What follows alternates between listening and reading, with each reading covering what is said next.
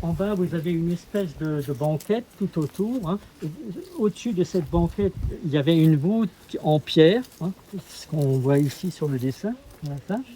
Et au-dessus de cette voûte, donc on empilait les pierres qui étaient destinées à être brûlées pour faire de la chaux. Passionné par la villa du Grosswald, Jean-Paul Petit a joué les guides lors de cette inauguration.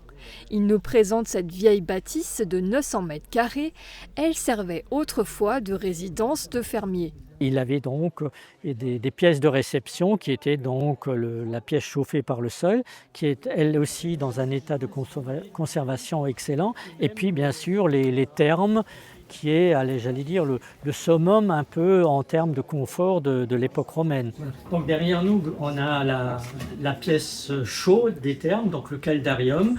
Donc avec la partie qui a été reconstituée un tout petit peu, qui est le bassin chaud. Donc les gens plongeaient là-dedans, étaient assis là-dedans pour prendre donc le bain chaud.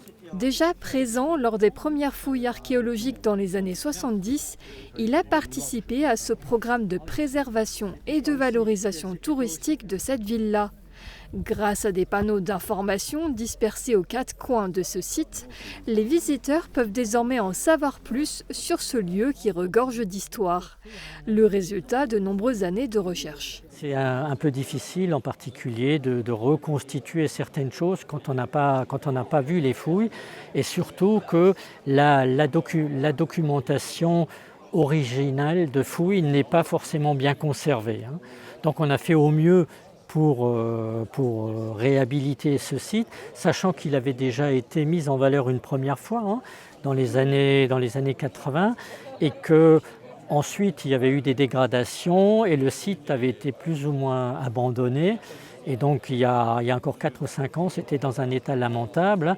On a créé une association et voilà, et on a recommencé à nettoyer, à remettre en état ce qui était... L'entreprise Schwartz a travaillé presque 6 mois ici pour refixer les pierres qui étaient décelées. Voilà.